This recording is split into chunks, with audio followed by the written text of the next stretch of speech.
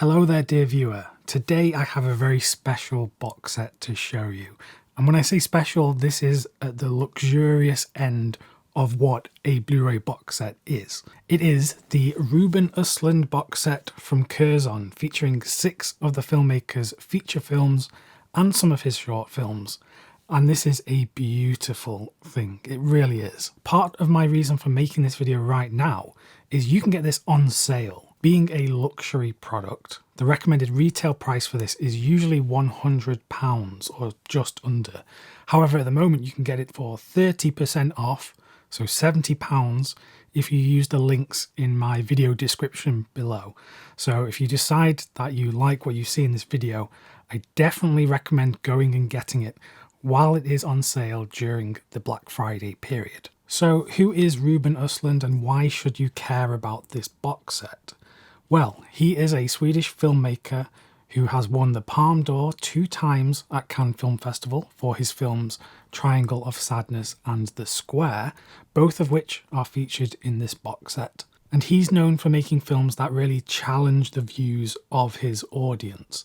These are films that may make you uncomfortable and question exactly what you think about certain scenarios in society. Now that might sound overly intellectual, but trust me, I'm probably not explaining them that well. These films are first and foremost entertaining, but they do leave you asking questions about society and how we live. Oh, I should mention that even though I'm about to show you what you get in this box, Curzon actually have an unboxing video from Ruben himself showing you what is in this box.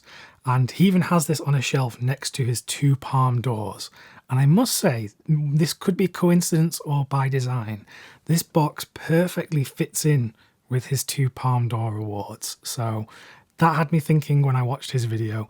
Please go and check that out on Curzon's channel after you watch this. So let's have a quick look at what you get inside this box, and then I will talk about the 6 feature films and what I think of all of them. So the design of the box itself is such a good feature. They have this kind of cloth-bound woven effect on the outer box with the gold lettering. It feels very premium, and when I've talked about Curzon's Wim Wenders set, I compared it to that of a high-end coffee table book. This set is a limited edition and there are only 1,000 copies in the world. So if you do want this, get it soon because copies are running out. You'll see that my copy has a number here, number 434. Inside we have this lovely design, and on the back of this, information about the feature films and the filmmaker and what you get in the box set. Then we can open this up and you'll have details of all of the films included in the set. But most importantly, let's get these contents out. So inside the box, you get this fold-out digipack, which has all 6 of the Blu-ray discs. It folds out to show artwork inspired by each one of the films. And here you can see all 6 Blu-ray discs. None of these are 4K discs, which I'll talk about a bit later. But each disc has the feature film and a bunch of special features. Now, before I show you what's inside, regular viewers of the channel will know that I have sort of a dislike for art cards that come with Blu-ray box sets, typically because they are just stills from the film itself and I have no real use for them. However, this is something different. This is something I can totally get behind and feels a bit special. So inside you get 6 cards, and these are invitation cards, all inspired by the films themselves. First you have the Captain's Dinner from Triangle of Sadness. Of course, that absolutely iconic scene from the film that I will never forget. Another example would be this postcard of the French Alps, of course, from Force Majeure. It really feels like a lot of effort went into these cards, and I think they are emblematic of the films themselves. And there is one last thing awaiting us in this box before I get into talking about the films themselves. And it is a card game designed by Ruben Östlund and the team at Curzon. And this is such a nice touch. Inside this box you get 54 cards, and this is a party game that you can play with your friends and your family to really find out who would be the worst person in certain situations. The way the game works is each card has a scenario, a question on it. Someone reads this out and then you have to decide who in your group is the person who is most likely to do this. For example, this one, you find an envelope on the floor. Inside is a birthday card for a 5-year-old with £50 in cash from their grandmother. Who is most likely to pocket the money rather than return the card? So then, of course, you point to someone in the group who is most likely to keep the 5-year-old's money than return it. And again, this game is thematic to the films of Ruben Östlund because his films are all about these awkward situations and looking for what is the right answer in such a situation. Sometimes it's very hard to find the right answer, and I think this game sort of plays on that premise. So although this isn't a selling point for the box set, this is such a nice touch. It's probably no surprise to you that I loved this set, and getting to know the filmmaker a lot more through his earlier works, which I hadn't seen. Anything pre-Force Majeure I hadn't seen before. So it was really eye-opening to see where he came from and how his ideas started to develop from those early films. I'll pop this down for a moment while we talk about each film. So let's start with Triangle of Sadness and work backwards. This is his most recent film, which won the Palme d'Or at Cannes Film Festival. It tells the story of these influencers who win a trip on a high-end luxury yacht, and on the yacht they meet all these rich people, some who are rich from some questionable means. Things go horribly wrong and everyone is forced into a situation where the power dynamics start to shift. I won't go into any further detail than that for risk of spoiling it, but this is a great film, very comedic as well as also eye-opening and insightful. Coming before that is The Square, which also won the prestigious Palme d'Or at the Cannes Film Festival. This is a film focusing on the art world and the idea of this art installation that proves sort of provocative. There are a few different pieces in here which really shine a light on the art world. This goes into some very weird places, but I find it such an engaging film and it's one of a kind, and it looks at the whole creative process and really picks it apart. Next we have the film Force Majeure, which follows this family on a skiing holiday when an avalanche strikes. And as the avalanche is coming towards this family at the ski resort, instead of saving his wife and children, the father of the family, in a cowardly move, decides to save himself and run away. Luckily no one was hurt in the avalanche, but then the fallout of this is asking the question of why did he do this? Why did he leave his family behind when the role of a father is to look after and provide for his family? Something you'll see in Östlund's work is that he is looking at institutions or groups and how these group dynamics work. In Triangle of Sadness, it was the elite and influencers. In The Square, it's looking at the art world. In Force Majeure, it's looking at the family unit. On top of that, it's a very dryly comedic film which has me laughing throughout. And it's awkward. These are awkward situations that are presented throughout Östlund's filmography, and they really make me feel uncomfortable. One thing that's worth noting about the Blu-rays in this set is for The Square and for Force Majeure, those, I believe, are reprints of the old Artificial Eye discs. So you get the same content that is on those older discs. So if you own those, I don't believe there's anything new compared to those. Likewise, the Triangle of Sadness Blu-ray included here, I think, is the same as the one that you can buy separately from Curzon. However, those 3 earlier feature films you can't get on Blu-ray outside of this box set. So those were the ones I was really, really excited to get my hands on. After Force Majeure, we get to the film Play.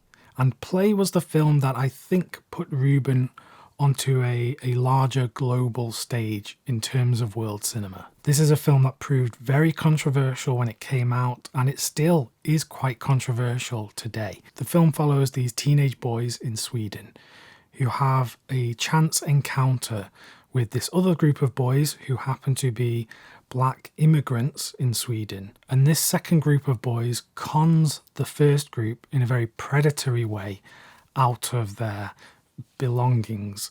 And it's a really uncomfortable watch because as the film goes on and on, you start to really feel for these boys who are victim to this horrible act. And I think what is so uncomfortable about this film for many people is the use of race within the film.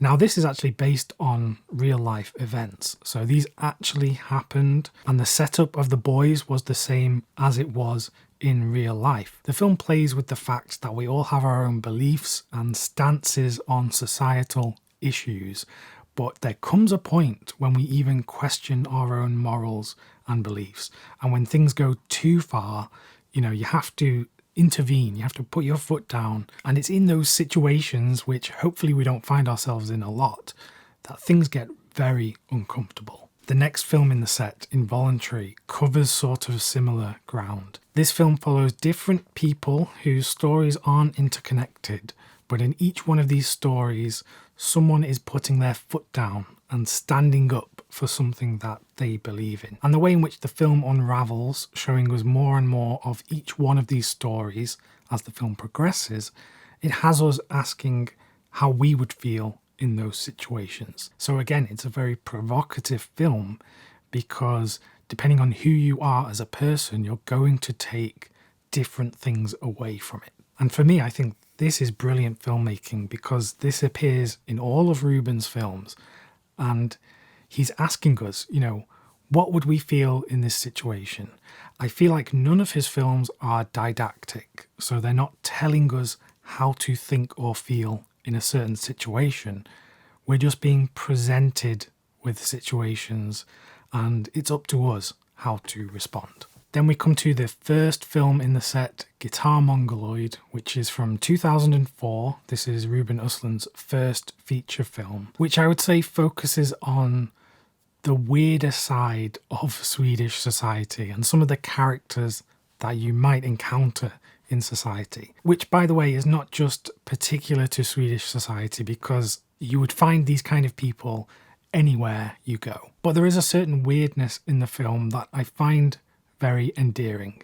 It's probably the most experimental of the films in this set, and it's the one that I'm actually most eager to return to already because I feel like I didn't quite take it all on board. But a great inclusion in this set because I'd never seen it before, and I'm glad to have it in my collection. I should say that with those first three feature films, while they are very well directed and they have great cinematography, the way in which the films were shot were using some older technology, whether that's videotape or early digital cameras.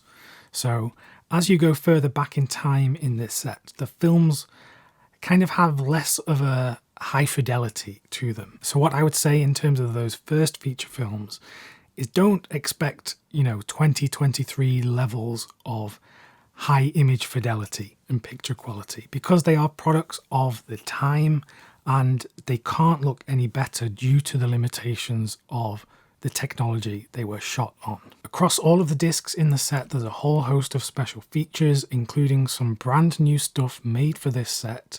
There is a conversation with the man himself. In fact, there's a few different conversations from the kind of press release of Triangle of Sadness. And it's great to get to know the man himself, not just through the films, but through these extra features. So with all of that said, I have to say this is a phenomenal product. Yes, it is a luxury item and it comes with a luxury price tag. So I'd say that if you're not familiar with the filmmaker yet, don't just buy this on a whim. Do a bit of research, watch one or two of his films first to decide if you are actually going to like this. In terms of cons, there aren't really that many negatives to speak about. The only thing that I would bring up is the fact that all of the films are presented on HD Blu-rays only, when we know that Triangle of Sadness at least has a 4K disc elsewhere in the world from Criterion. With that said, that's really the only thing that comes to mind that I would want to change about this set. I'm so happy with how this turned out, and I think It is a great product for all collectors out there. So if you want to get this, get it now while it's on sale at £70 using the link that I've provided in the description of this video. Because like I said, it is limited to 1,000 copies. Obviously I have one, so there's only 999 other ones out there. So if you want one, I would say act sooner rather than later. So I hope you enjoyed that review of this box set. I had such a great time with it, and I think you will too if you decide to get it.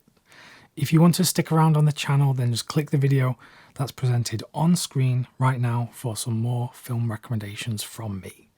Thanks very much for watching, and I'll see you soon.